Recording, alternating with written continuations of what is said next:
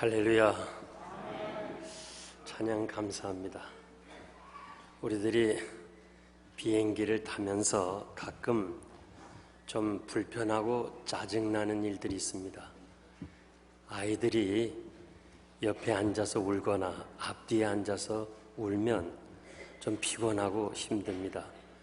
그래서 비행기 타고 앉아 있다가 이제 승객들이 아기를 안고 들어오면 혹시 내 옆에 앉지 않을까 이렇게 좀 걱정스럽기도 합니다.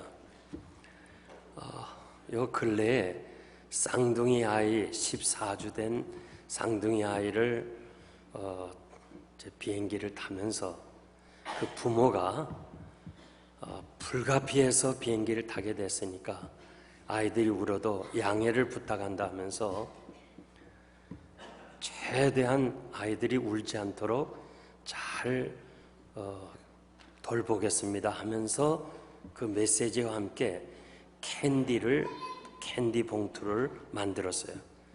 그래서 승객에게 다 줬어요. 그러니까 승객이 캔디를 먹었으니까 애들이 울어도 짜증이 안 났다는 그런 글을 제가 읽어보았습니다. 작은 것이지만은 남들을 배려하는 그런 마음들을 우리가 본받을 필요가 있습니다. 5월은 가정의 달입니다. 오늘은 특별히 어린이 주일, 하나님께서 한 생명을 세상에 태어나게 하신 것은 신비로운 것입니다. 시편 27편 3절에 보면 자식은 여호와의 주신 기업이요 태의 열매는 상급이라고 그랬습니다. 자식은 여호와께서 우리에게 주신 기업입니다. 지금 지구촌에서 그 많은 민족들 중에서 주체의식을 가지고 끈질기게 생존하는 그 유대민족들이 있습니다. 소수고 나약하고 힘이 없는 그런 사람들 같지만은 세계를 움직이는 그런 사람들입니다. 그 세계를 움직이는 힘의 비결이 뭐냐? 교육입니다. 우리가 다른 것은 몰라도 그들의 교육열은 본받아야 한다고 저는 생각합니다. 가장 많이 알려진 사람들 중에 유대인들이 많이 있습니다. 아인슈타인, 또 에디슨, 프로이드, 칼 막스, 헨리 키신저, 애덤 스미스, 록펠러, 또 워렌 버핏, 빌 게이츠 등 과거와 현재까지도 여러 분야에서 공헌하고 세상을 이끌어온 사람들이 많이 있습니다. 수많은 외부의 침략을 받아 나라를 잃어버리고 성전이 파괴되어도 저들은 가정만은 지키고 가정에서 철저하게 가정교육을 통해서 세계를 움직이는 힘의 강한 나라를 이룬 것을 우리는 잘 알 수 있습니다. 부모님들은 제사장은 없지만 가정에서 제사장 역할을 했고 율법을 가르치는 레위인은 없어도 율법을 가정에서 가르쳤습니다. 애굽왕 바로는 이스라엘 백성들이 노예 생활을 하는데도 자꾸 인구가 증가해요. 히브리 사람들은 이 산하 제한을 하지 않기 때문에 계속 인구가 증가해서 언젠가는 저 노예들이 우리를 지배하지 않을까 두려워서 남자아이가 나면 죽이라고 명령을 내렸습니다. 저들은 그 어려운 시기에 생명의 위협이 있는 그때에 모세를 낳아서 모세를 길러서 광야 교회 아버지요 위대한 민족의 지도자로 세운 것을 우리가 잘 알 수 있습니다. 유대인들은 자식 잘 기르면 어디든지 가고 무엇이든지 하고 백만장자가 부럽지 않다 하는 것이 그들의 인생관입니다. 그들의 삶의 철학입니다. 우린 그들의 신앙은 본받아서는 안 되지만 그 자녀를 향한 그 기업과 같은 그런 열정은 우리가 배워서 우리도 우리 자녀들을 훌륭하게 길러야 하는 것입니다. 여러분들이 잘 아는 대로 노벨상을 23%, 억만장자의 40%를 차지하고 있고 지금도 예루살렘에서 세계를 지배하고 있습니다. 그것이 무슨 힘입니까? 자기들은 힘들어도 자녀만은 하나 훌륭하게 기르겠다. 애들만은 어떻게 하든지 열심히 남부럽지 않게 키우겠다고 하는 그 열정과 집념, 그것이 오늘의 그들을 이루게 된 것을 저희는 알 수 있습니다. 사랑하는 성도 여러분, 누군가가 여러분에게 사업이 중요합니까? 자녀가 중요합니까? 질문한다면 대부분이 사업보다 자녀가 중요하다고 답변할 것입니다. 또 많은 사람들이 이민을 선택한 것이 나는 고생스러워도 내 자녀만은 훌륭하게 기르겠다 하는 그런 마음으로 여러분들이 선택했습니다.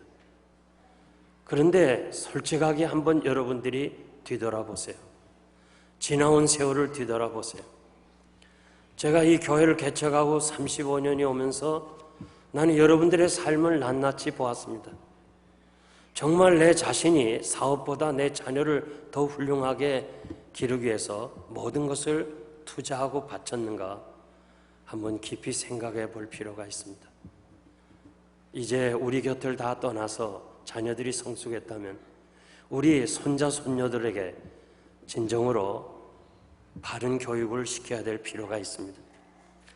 우리들의 자녀들 가운데 모세 같은 위대한 사람들이 나와야 됩니다.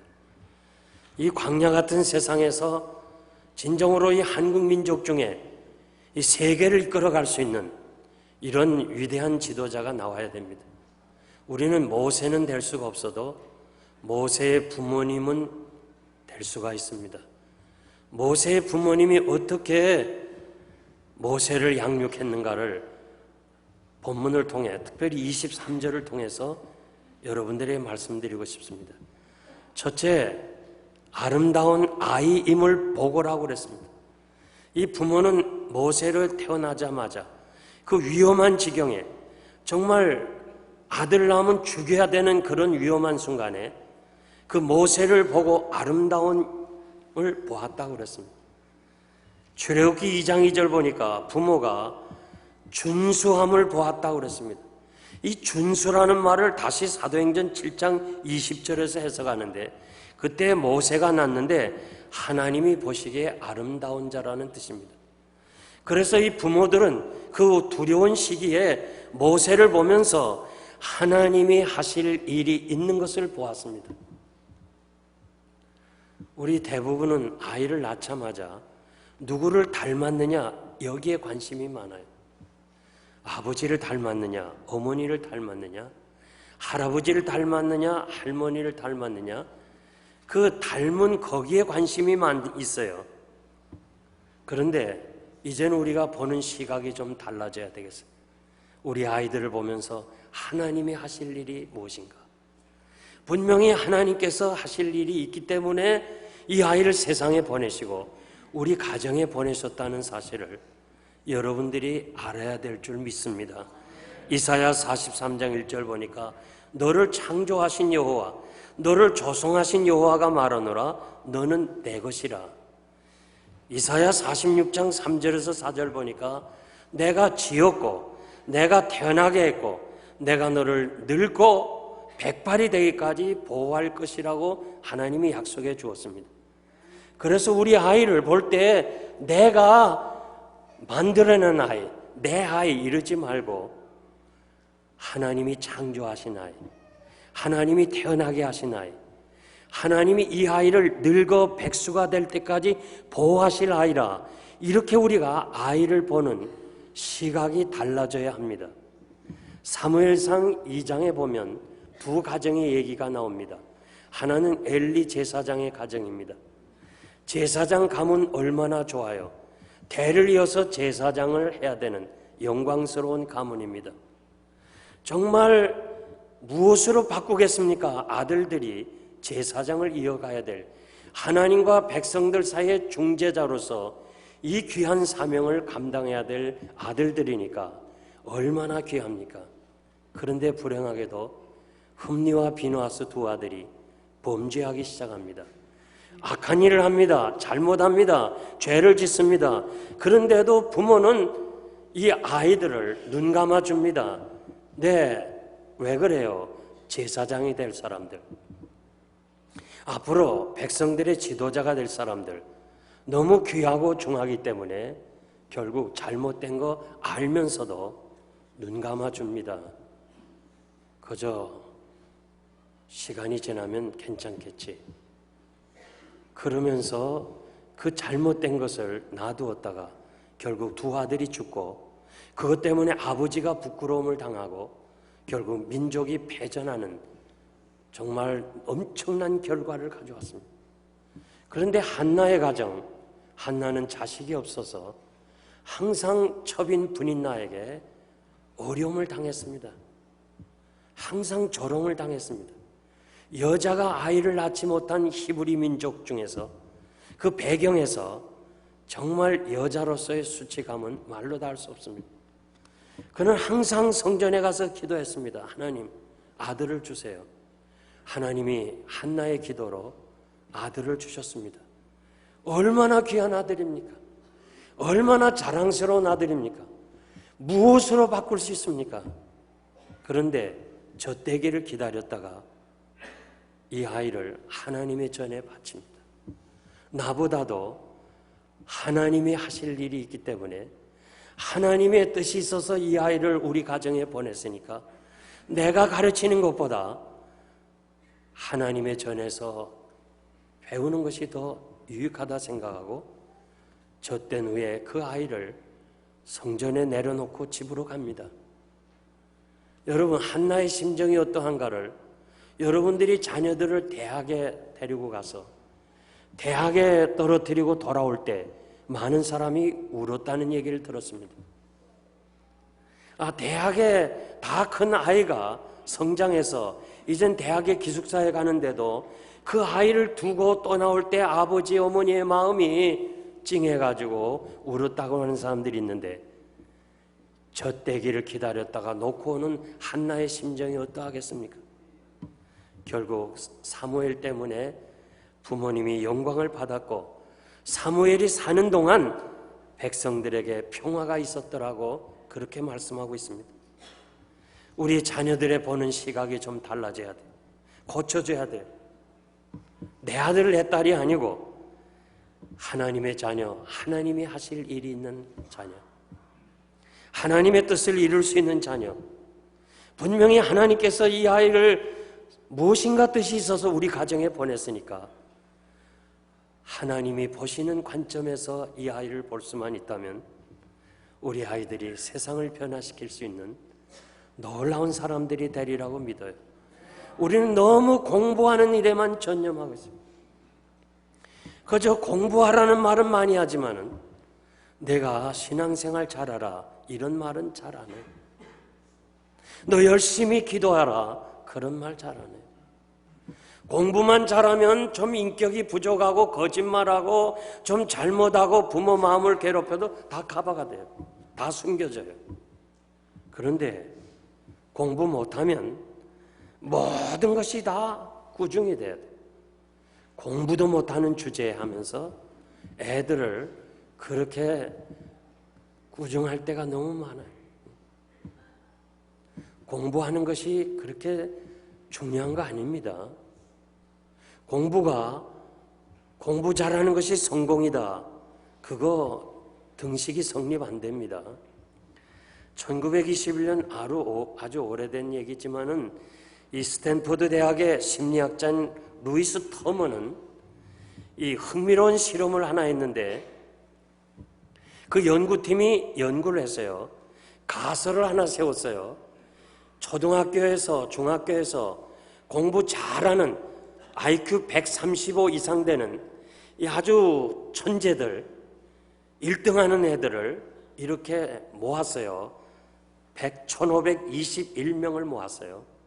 25만 명을 선정한 가운데 그 중에서도 가장 탁월한 1521명을 선정해서 가설을 세웠어요.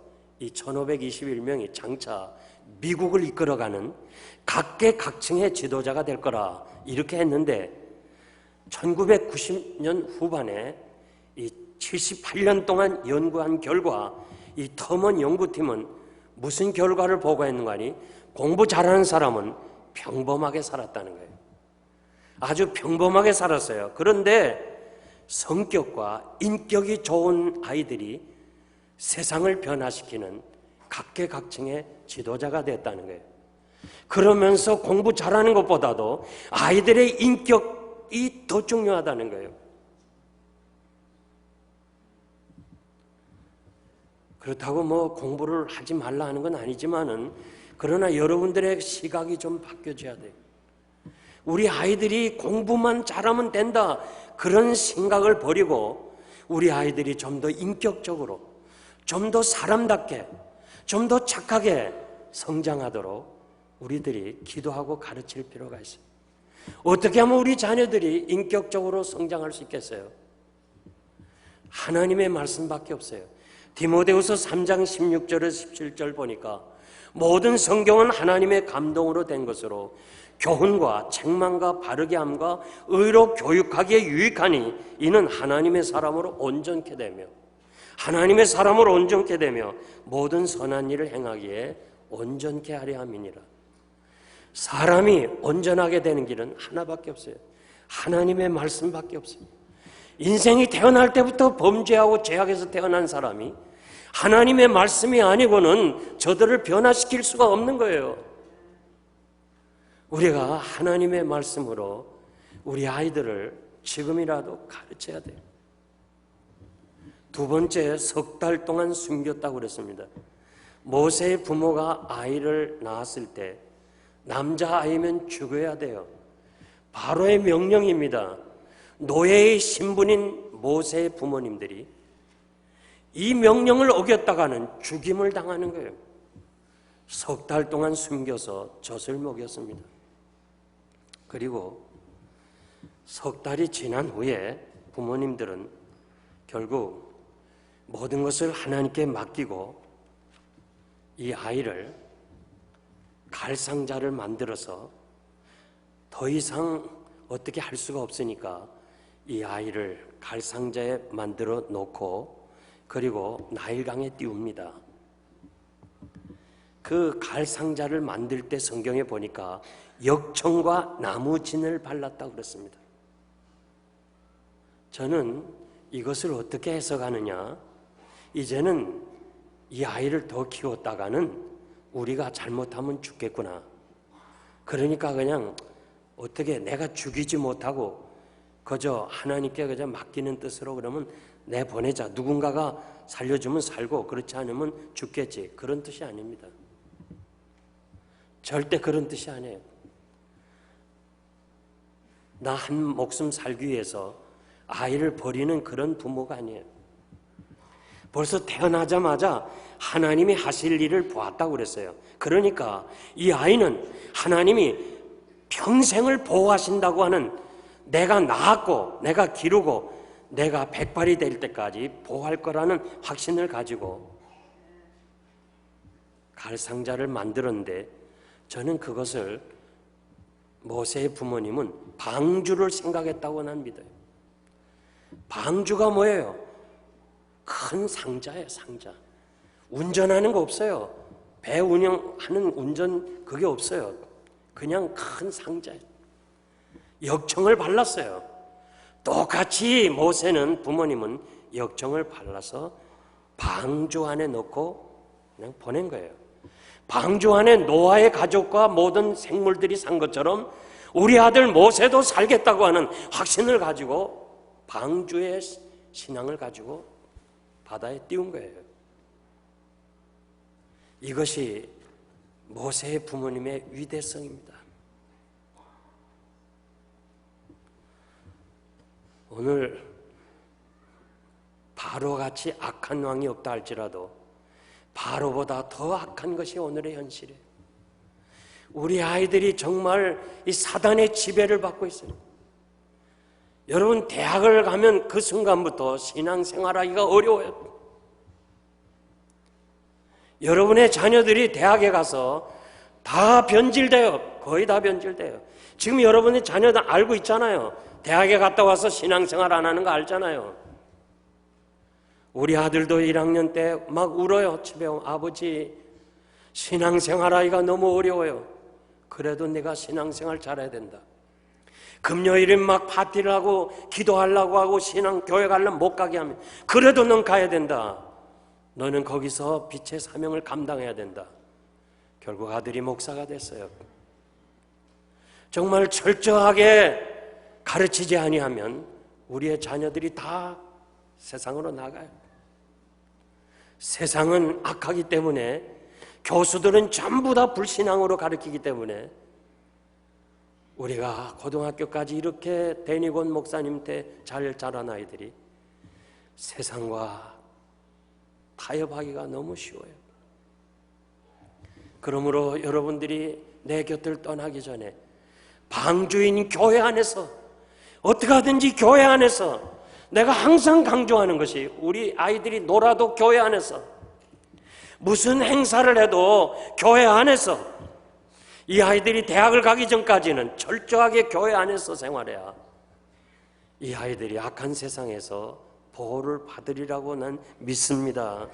베드로전서 1장 5절 보니까 너희가 말세에 나타나기로 예비하신 구원을 얻기 위하여 믿음으로 말미암아 하나님의 능력으로 보호하심을 입었나니 하나님만이 보호하신다고 우리에게 말씀하셨사오니 우리가 어떻게 하든지 우리 아이들을 이 악한 세상에서 보호를 받기 위해서는 하나님의 교회 이 방주 안에 들어와서 여기서 성장하고 여기서 그냥 놀고 여기서 배우고 그래서 세상으로 나가도 변질되지 않는 그러한 자녀이 되도록 여러분들이 힘쓰시기를 바랍니다.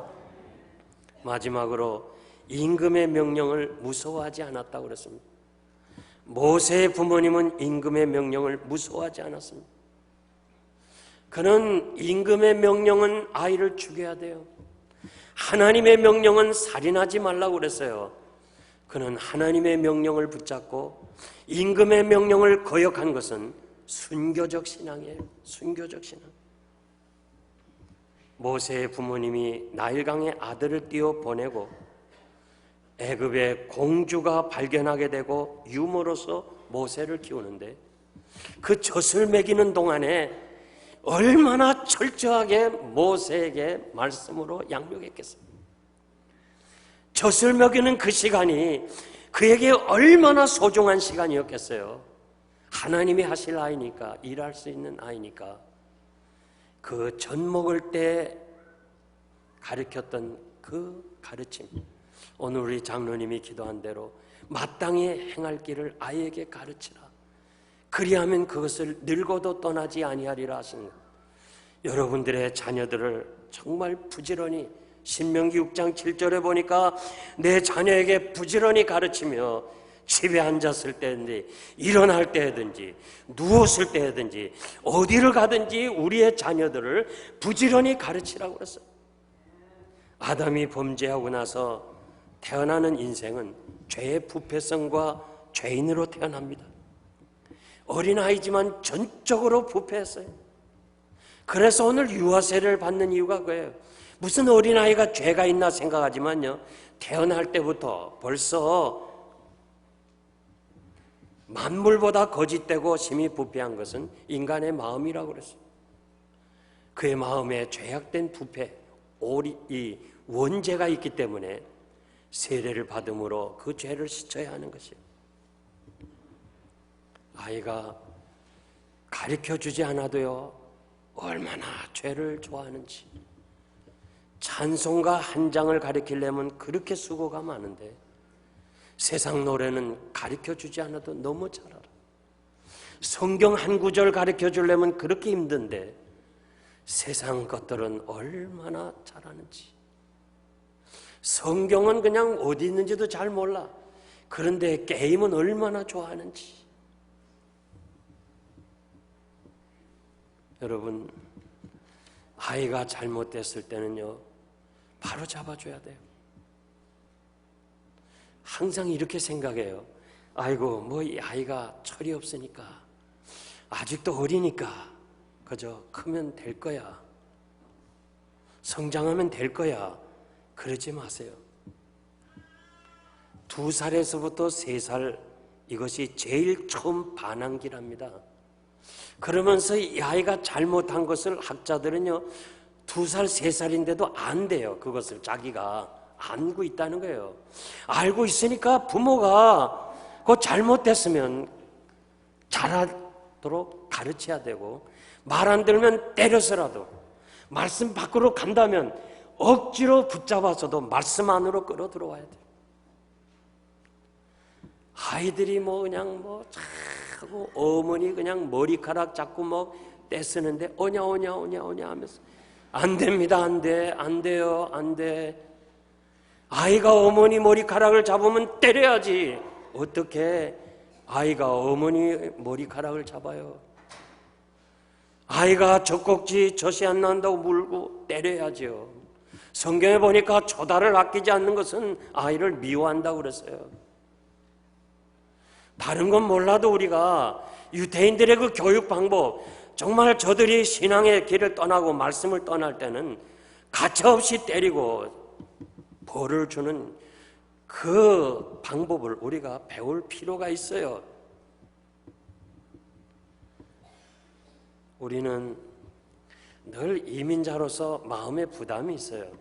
아침 일찍이 나가고 저녁에 늦게 들어와서 애들에게 좀 미안한 마음이 있어서 애들이 해달라는 거 다 해줘요. 애들을 모든 문제를 다 돈으로 해결하려고 그래요. 절대 돈으로 해결하면 안 돼요. 애들을 돈으로 해결하면 안 돼요. 말씀으로 가르쳐야 돼요. 잘못됐으면 말씀으로 때려서 바로 잡아야죠. 그래야 우리 자녀들이 바르게 살아갈 수 있어요. 난 지금 알고 있어요. 여러분들이 자녀들 때문에 얼마나 힘들게 사는 건 알고 있어요.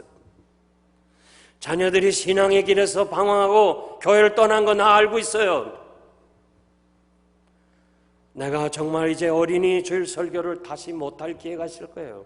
혹시 또 하나님이 기회 주면 말씀하겠지만은, 제가 분명하게 말씀드린 것은 애들을 교육을 돈으로 해결하려 하지 말아요. 말씀으로 해결해요. 말씀으로. 잘못됐으면 때려서라도 말씀으로 데리고 들어와야 돼요. 분명히 교회 안에서 잘못된 아이들이 있어요. 선생님이 가르치느라고 조금 아이를 꾸짖으면 당장 항의를 해요. 안 됩니다. 안 돼.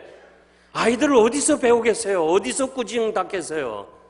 잘못했으면 아이들 선생님이 꾸중하고 좀 그러면 감사하다고 대답을 해야죠.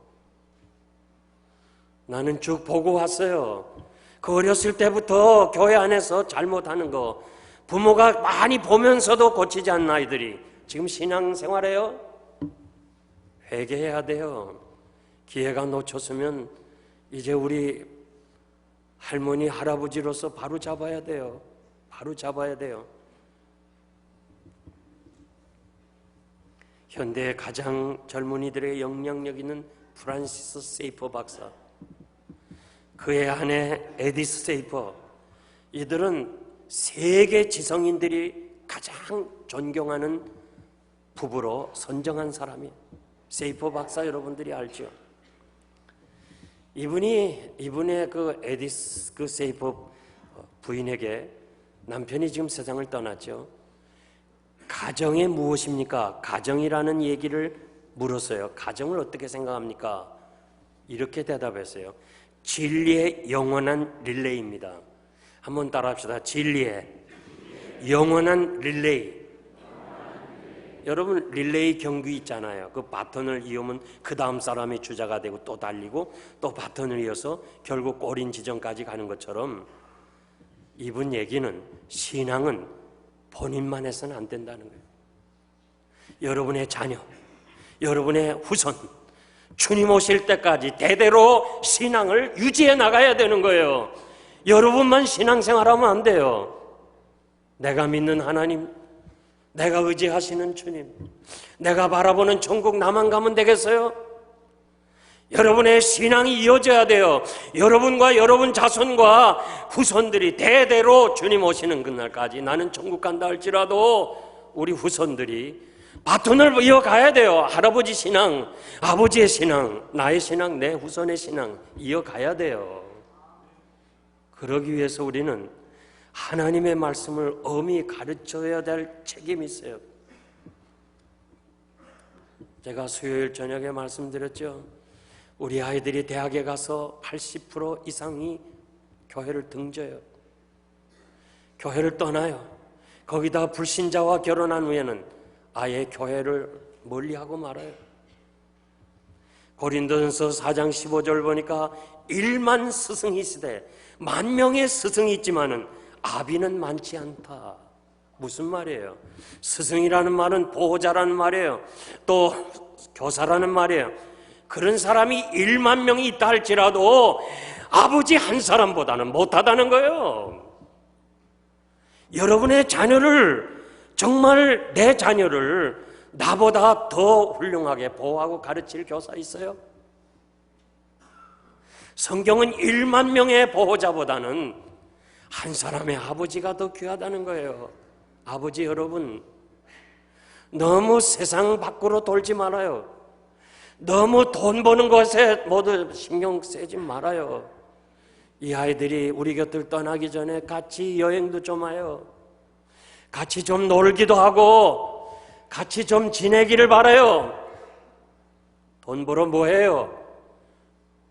돈 번다고 쌓아놓은 거 있어요? 늙고 병들면 다 두고 가야 돼요. 중요한 건 자식입니다. 자식이 믿음의 대를 이어가야 돼요. 그러므로 우리는 어떻게 하든지 이 아이들을 말씀으로 잘 가르치세요. 부시 대통령, 그는 40세까지 술주정꾼, 여러분 알죠? 술주정꾼. 망나니, 정말 사람들의 손가락질 받던 부시가 그의 친구, 30년 동안 친구였던 존 에반스, 그분이 상무장관도 했는데 이 부시를 만나서 성경을 365개로 쪼갰어. 1년 365일처럼 365개로 쪼개가지고 매일처럼 성경을 가르치고 성경을 그에게 읽도록 했어요.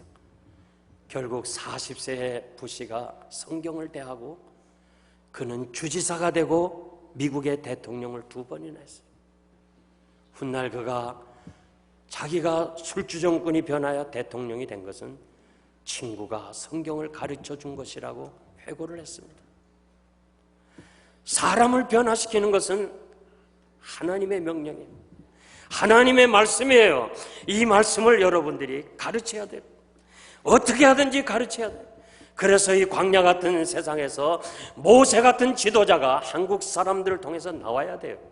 미국을 이끌어갈 수 있는 지도자가 나와야 돼요. 그 지도자는 하나님이 축복하셔야 돼요. 나는 여러분의 자녀들이 이 시대의 모세 같은 지도자가 되기를 간절히 원합니다. 그래서 영생교회의 자녀들이 세상을 변화시키는 위대한 하나님의 사람이 나오도록 하나님의 말씀을 잘 가르치시기를 바랍니다. 이제 결론적으로 말씀을 맺겠습니다. 철학자 소크라테스가 늙고 병들었을 때 제자들이 선생님 마지막으로 하실 말씀이 없습니까? 사람들에게 가장 소중한 메시지를 하나 주고 가세요. 그는 지그시 눈을 감고 있다가 내가 산꼭대기, 아테네 산꼭대기에 올라가서 시민들에게 간절히 외치고 싶은 말이 한마디 있다는 거예요. 그 말이 무엇입니까? 사람들이여, 재물을 모으는 일에만 충실하지 말라. 그것을 물려받는 어린 아이들에게 좀 더 많은 사랑과 정성을 쏟아라.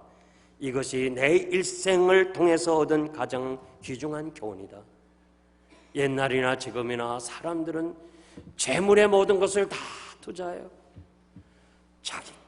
자기의 모든 것을 재물 모으는 일에 투자하는데 그러지 말라는 거예요. 자녀들에게 사랑과 정성을 쏟아라. 우리가 기억해야 될 이야기입니다. 사랑하는 성도 여러분, 광야 같은 세상에서 광야의 아버지요 지도자인 모세가 그립습니다. 우리 이민원 여러분들이 모세는 될 수가 없어도 모세의 부모님은 될 수가 있어요. 모세의 부모님처럼 지금부터 내 아들 내 딸이라 생각하지 말고, 특별히 우리 유아 세례를 받는 여러분, 내 아들 내 딸이라고 생각하지 말고 하나님이 하실 일이 있기 때문에 우리 가정에 보내구나, 하나님이 하실 일을 바라보세요. 그리고 내가 그냥 세상 교육을 시켜가지고 어떻게 하든지 그저 무슨 뭐 이것도 가르치고 저것도 가르쳐서 훌륭한 사람 만들겠다 하지 말고, 하나님의 교회에서 그저 놀아도 하나님의 교회 와서 놀고, 그저 이 방주 역할하는 방주와 같은 교회에서 신앙생활하고, 어떻게 바쁘고 힘들지만은 그래도 아버지가 시간을 내서 아들과 같이 말씀을 보고, 그리고 아들과 같이 그 성경을 외우면서, 제가 이번에 잠시 보니까 우리 아들이 그리고 며느리가 그 아이 손자 손녀를 놓고요 잠시 성경을 논의하는 것을 보고 감동을 받았어요. 나는 그렇게 바쁜 생활하기 때문에 못했지만 그래도 아들은 이 일을 하고 있구나. 여러분의 자녀들을 어떻게든지 말씀으로 잘 가르치고, 이제 그 기회가 없다면 손자 손녀들을 말씀으로 잘 가르쳐서 여러분의 자손들 중에 위대한 하나님의 사람이 나오도록 하나님께서 역사하시리라고 믿고 이 귀한 사명 잘 감당하시기를 바랍니다. 기도합니다.